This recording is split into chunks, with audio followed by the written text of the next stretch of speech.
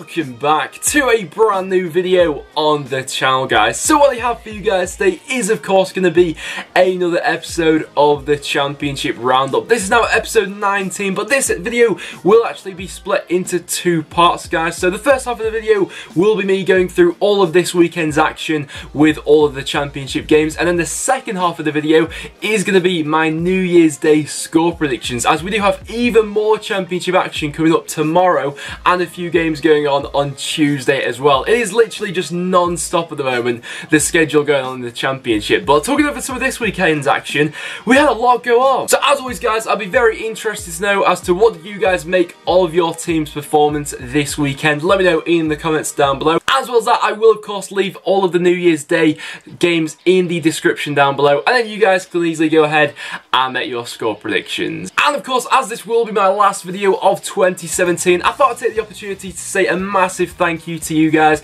and everyone that has watched the video this year and supported the channel. Honestly, this year it has just been absolutely mad. I think we've started the year of 2017 on around about 3,000 subscribers, so to be in the position we are now, just a couple hundred short of 8,000, is honestly absolutely mental. So I can't say thank you enough for you guys for your support this year. It's been mad. So just before we do get into going into any of this weekend's games, guys, I will include your comments on screen now. So if any of you guys did successfully manage to get any of your score predictions correct this weekend, I will include your comment on screen now. And fair play to everyone who did get one right this week, because it was a pretty tough one. You know, there were a lot of 1-0s this week and quite a few unpredictable ones in there as well. I managed to get one of my scorelines correct this weekend. That was the Norwich against Burton game, which did finish 0-0. So our first game we have to talk over was the first game taking place on Friday night with Preston North End, as we did manage to claim a 1-0 away victory over Cardiff City, and this was a pretty bad result really for Cardiff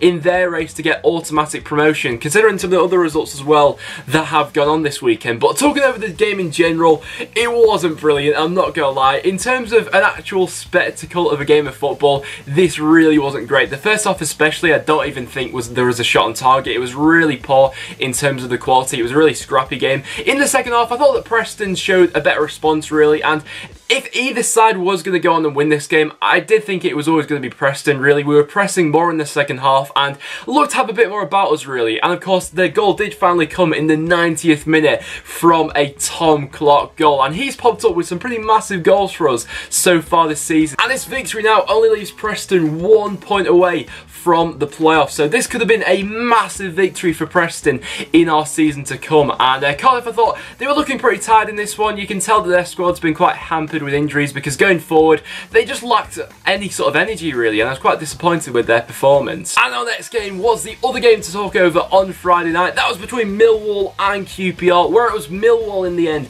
who did claim the 1-0 victory. And overall, for the general flow of the match, I thought that Millwall did deserve this victory, to be honest. They had the better of the first half. I thought that Alex Smithies, the QPR keeper, did make quite a few decent saves actually in the first half to keep Millwall at bay. QPR had their spells in this game, but overall Millwall I just thought were the better side, and in the end it was Morrison who scored in the 55th minute. Later on, QPR had a few chances to go ahead and level on. I thought that they had a bit more impetus going forward when they brought on Matt Smith in the second half. He actually had a great chance to level nearer to the end, but his header went wide in the end, and it was a good win for Millwall. And now into the Saturday games, and the first of which was between Barnsley and Reading, and this one in the end did finish as a 1-1 draw, and this was a result which didn't really do either of these two sides any favours really. You know, they'd both be going for the victory in this one, and in the end a point isn't really brilliant for either of them. You know, if you actually look at the Championship table now, Birmingham, who are sat bottom of the Championship still, are only 3 points away from Barnsley, so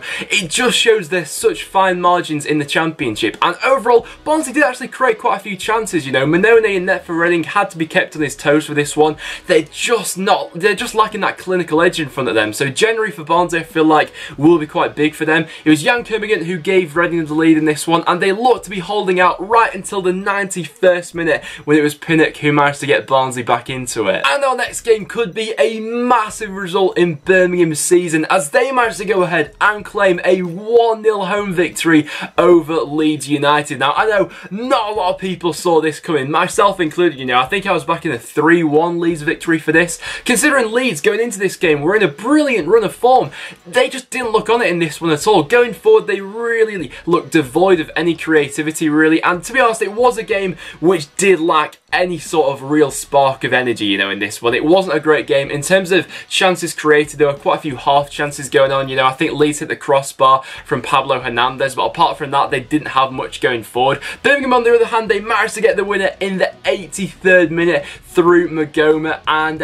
it came from sort of a rebound where he managed to then slot it into the back of the net. A nice finish from him, and that could be massive for them. Birmingham, of course, are still bottom of the table, but had they not won this, they could have been started to be cut adrift. So they keep winning the chasing pack for this one, and that is a massive result for them. And our next game saw Brentford go ahead and claim a 2-0 home victory over Sheffield Wednesday. And Brentford at the moment are in a really good run of form. They've won their last 3 games now and really are starting to play, you know, at their potential from what we all thought they were capable of at the start of the season. Lasse Vibe, their forward, is in absolutely exceptional form. He managed to go ahead and grab another goal in this one. Sergi Cass looked very lively as well. He almost scored an absolute worldie in this one as well. Just went wide of the top corner in the end. But the 2-0 victory for Brentford, it was deserved, and in all honesty, they probably could have had more than the 2 goals they put away in this one, you know. Going forward at the moment, they really are looking like a threat towards other teams. And Sheffield Wednesday, I was quite disappointed actually, you know, considering their last performance against Forest.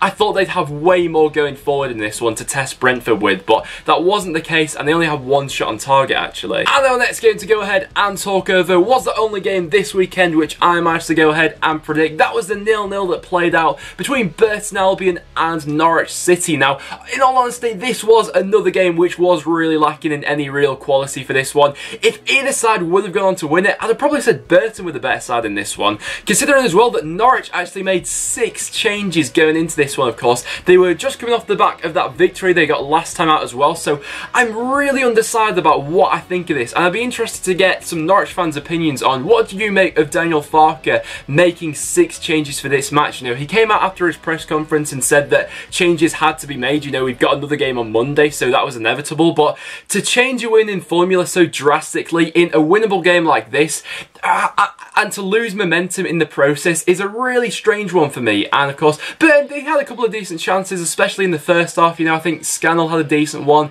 Naylor as well, but in the end, Angus Gunn was pretty comfortable. And our next game saw Hull City go up against Fulham, and this one in the end did finish as a 2-2 draw. And this one was a really strange game to go ahead and talk over, so we'll get into it straight away. So Hull managed to go ahead into half-time with a 2-0 lead after a really comfortable first half performance actually. I thought Hull played some really nice stuff in that first half, and 2 nice finishes from Jared Bowen and Nuadiko managed to see them in front, and to be honest, they probably could have had more than the 2 goals they got in that first half. Then in the second half, Fulham did make some changes. They brought on Cabana and Kamara, and in the second half they did have a lot more energy going forward, and in the end it was their substitute Kamara who managed to go ahead and get 2 goals for them. The first of which being a penalty which was pretty silly for Hull to go ahead and throw away. You know, he wasn't really in a position to score, and their player just flung a leg at him.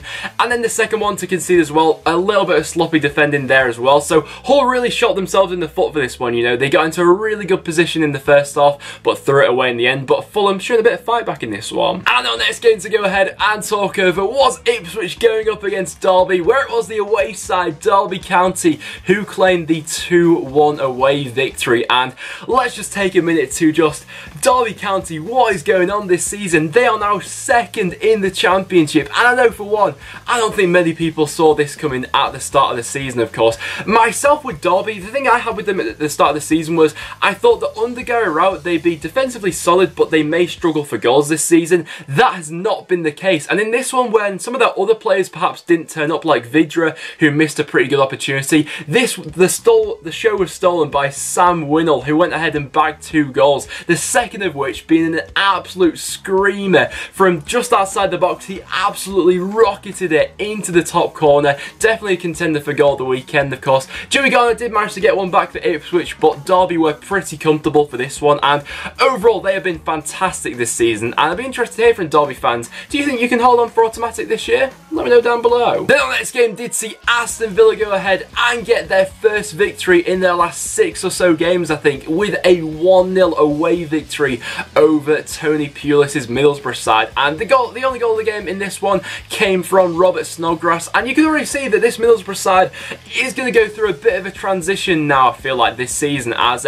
he already made quite a few changes to their starting 11 in this one. I believe that Tony Pulis changed both the fullbacks playing in this one as well, and the overall style, you could see, has changed quite significantly already since the start of the season under Gary Monk. You know, Middlesbrough playing a lot more direct in this one, but in fairness to Aston Villa, a lot of the things that we were criticising them for in the last video, you know, with them being not organised at the back and being quite one-dimensional, they looked a lot more organised in this one, and for large majorities of the game, they were frustrating this Middlesbrough side. You know, they do have good players in Middlesbrough, you know, there's no doubt about that, but in this one, they were struggling to find them, and, you know, Sonbalonga was quite isolated for this whole game, couldn't really get the ball to him as much as they would have liked to, and overall, this is a massive win for Villa now, as Steve Bruce was coming under quite a bit of pressure before the game. And our next game saw Sunderland go ahead and claim a 1-0 away victory over Nottingham Forest, and this was a really baffling game to go ahead and look at. I mean, Sunderland in this game had one shot, not just one shot on target, they had one shot in the entire match,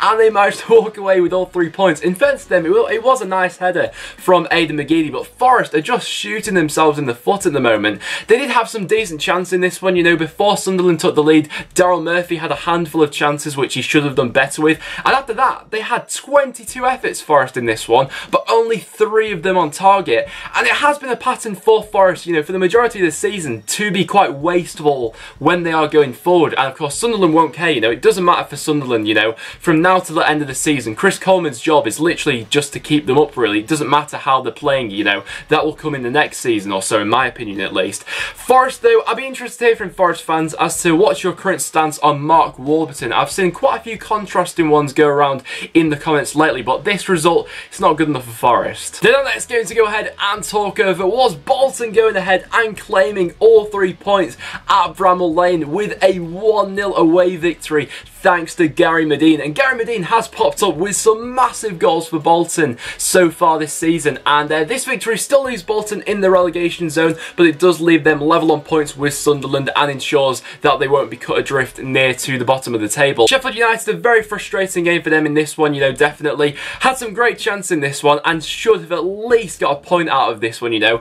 Clark had a great chance, Billy Sharp had a great chance, and towards the end as well, they were having a flurry of attempts towards the Bolton goal, but nothing was clicking for them in this one, and they couldn't find that bit of quality, and Bolton managed to hang on. So fair play to Bolton. Sheffield United at the moment becoming a little bit inconsistent, and, you know, everything going forward isn't quite working for them at the moment. And then our last game to go ahead and talk over was one of the craziest and most bizarre games we've seen in the Championship so far this season. That was Wolves, who managed to claim a 2-1 away victory at Bristol City, which does now send them 10 points clear at the top of the Championship. And I mean, if Wolves manage to bottle this somehow from now to the end of the season and don't win the Championship, they will really have to just channel their inner like Brighton from last season to bottle that sort of lead. But in this one, it was a really bizarre game. Wolves went down to 10 men after just 14 minutes with a red card to Danny Bath after quite a reckless challenge, really. When that happens, you just think Bristol City are going to take control of this. You know, a good side like Bristol City will be able to dominate the possession and just take the game to Wolves. In fairness to them, they did manage to break the deadlock in the second half through a nice finish from Bobby Reid, and when that goal goes in for Bristol City, it's just about game management then, you know. You're playing against 10 men, you've already got the lead, don't do anything stupid, and then what happens? The Bristol City keeper goes ahead and gets sent off. A rush of blood to his head, he came off his line.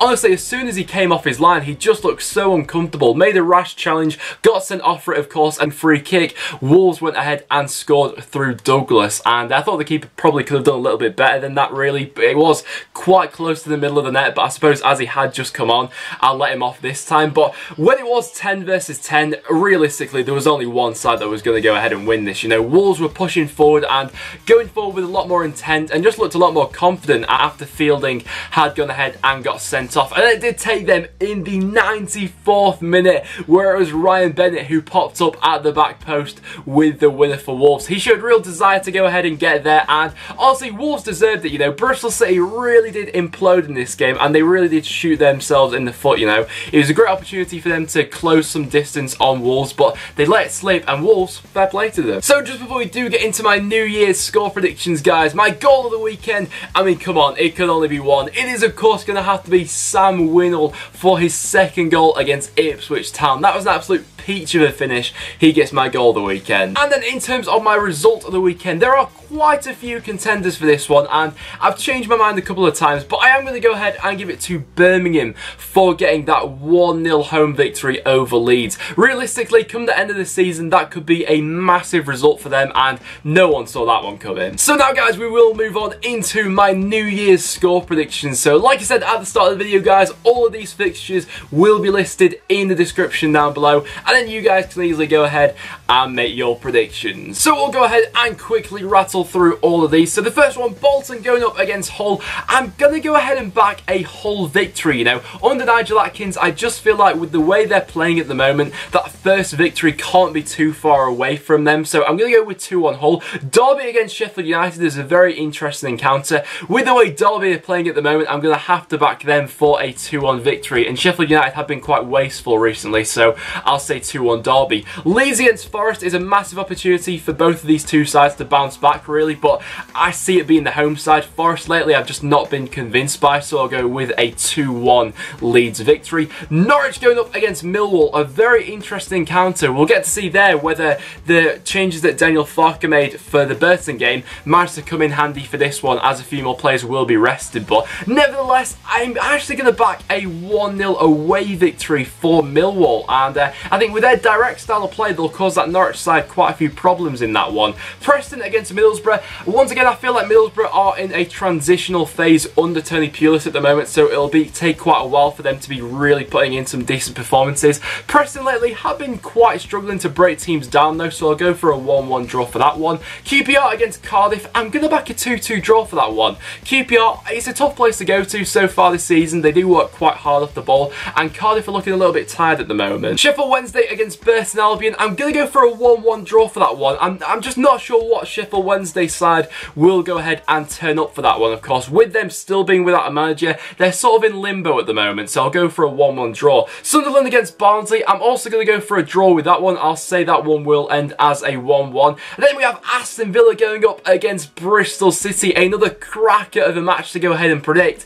I'm going to go ahead and predict a 2-1 home victory for Aston Villa. I'd be interested to see psychologically how that Wolves game actually affects these Bristol City players, but I'll say 2-1 Villa. And then into the games taking place on Tuesday, we then have Fulham going up against Ipswich. I'm going to go with 3-1 Fulham, although I'm not all too confident in predicting that. Ipswich are a tricky side this season, but Fulham have been quite impressive going forward lately. Wolves against Brentford. I'm going to go ahead and predict a 3-2 home victory for Wolves. Now, this one could easily finish as a draw. Brentford have been in great form lately, but I do see quite a few goals being scored in that one, so I'll say 3-2 Wolves. And then Reading against Birmingham. This is a good chance for Birmingham to go ahead and prove that that victory against Leeds wasn't just a one-off, but even so, I'm going to go 1-0 Reading. I just fancy them at home. So there you guys have it. That will wrap it up for this episode of the Championship Roundup, and there were my New Year's score predictions. So if you guys did go ahead and enjoy the video, make sure you do leave a like. It is always massively appreciated. As well as that, make sure you do subscribe for some regular Championship content. So like I said at the start of the video, guys, thank you for all of your support in 2017. It has honestly been absolutely mental, and I look forward to 2018 even more, guys. So thank you so much for watching, and I'll see you all in the next one.